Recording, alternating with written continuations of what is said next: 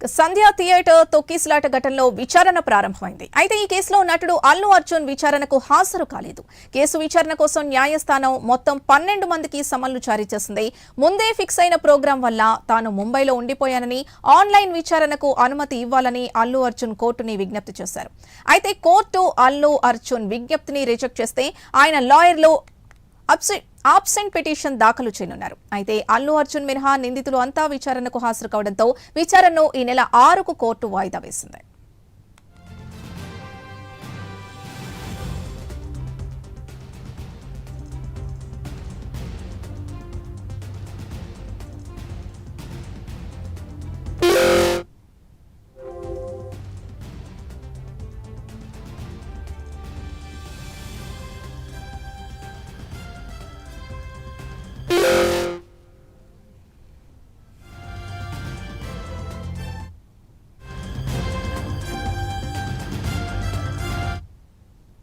సంధ్య theatre ఘటనకు సంబంధించి విచారణకు సంబంధించి పూర్తి డీటెయిల్స్ మా కరెస్పాండెంట్ కుమార్ అందిస్తారు. కుమార్,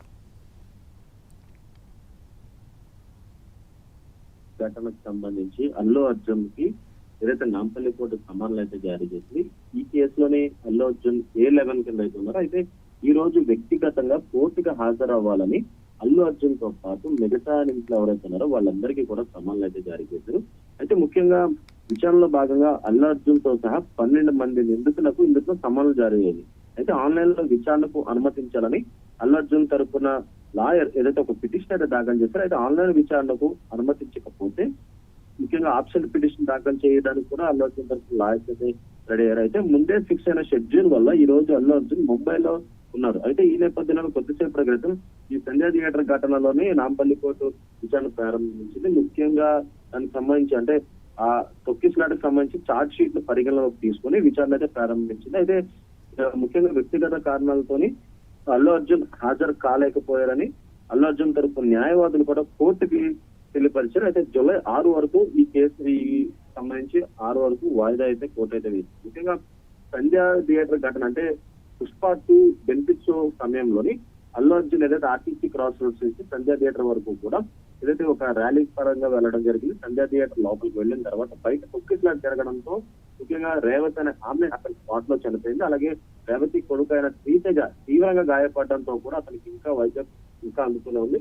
ఈ నేపథ్యంలోనే ఇటు చిక్కడపల్లి పోలీసులు కూడా దీనిపై కేసు నమోదు చేశారు. ముఖ్యంగా సంధ్య థియేటర్ యాజమాన్యంపై కేసు నమోదైంది. అలాగే ఇందులో A11 గా అల్లు అర్జున్ పై కూడా కేసు నమోదైంది. అయితే గతంలో కూడా అల్లు అర్జున్ ఒకరోజు ఏదైతే కూడా జైల్లో కూడా ఈ కేసుకు సంబంధించి ఉండాల్సిన పరిస్థితి ఉంది.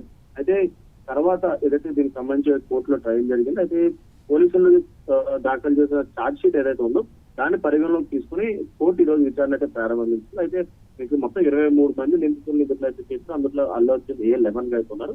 అయితే ఈ రోజు కోర్టుకి హాజరు కావాల్సింది, కానీ ముందుగానే ఉన్న షెడ్యూల్ కారణంగా ముంబైలో అయితే అల్లు అర్జున్ అయితే ఉన్నారు.